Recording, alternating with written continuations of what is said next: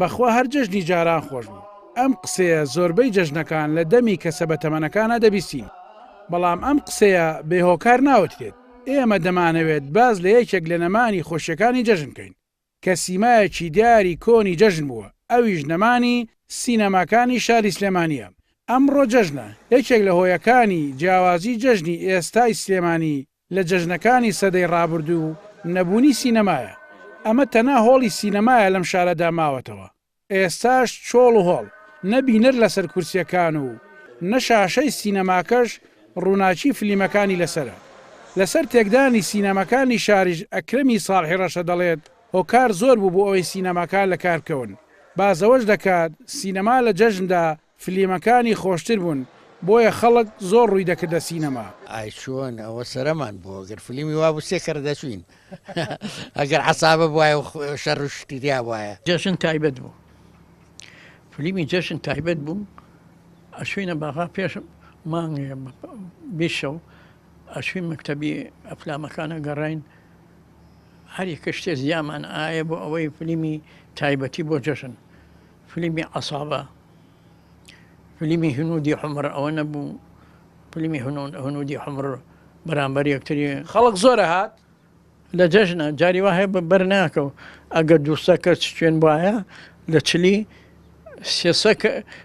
دووسەیش بە پێوەستا سینەما ئیشێ کرد و ئەمانە بڕۆ کە پیاوی ناو بازاڕیش هاتن کە خەڵکی هەمووی سلێمانی بوون، کە خەڵکی سلێمانی بوون و هەمووی تازە ئەوە نەبوو خەڵکی ئێرە و ئەوێ کەوت پێێتە ئێرە و بڵێ ئەو پیاوە ئەو لەو تەمەنا ئیشی چێ بە سینەما ئەوە نەبوو کاکە احتیادی بوو.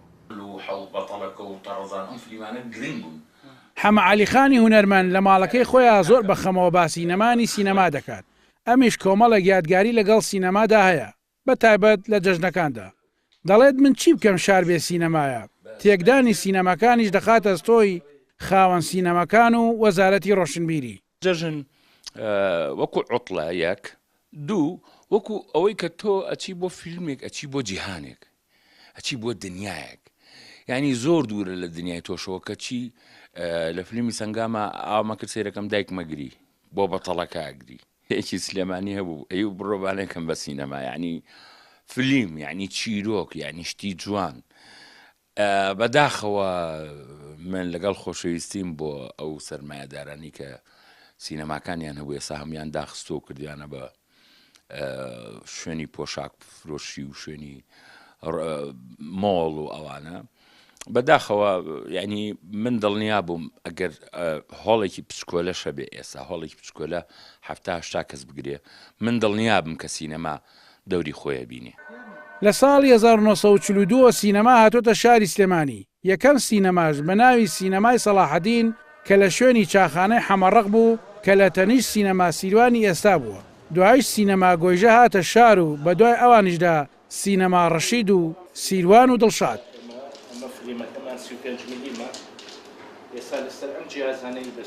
ئێستا شار وەک جاران نییە، جەژنەکانیش وەک جاران نییە. ئەم گوزەرە و بەردەم ئەم سینەمانە لە جەژنا بەرنەئەکەوت کە جەڕەسی سینەما لێدا هەمووی بەجارێ خۆیەکی بە ژوورە. بەڵام ئێستا جەژن بێ سینەمایە و شاریش بێ سینەمایە. پرسیارەکەین شار بۆ وای لێ هات، چێ بەرپرسیارە لە نەمانی سینەماکان و جوانیەکانی شار؟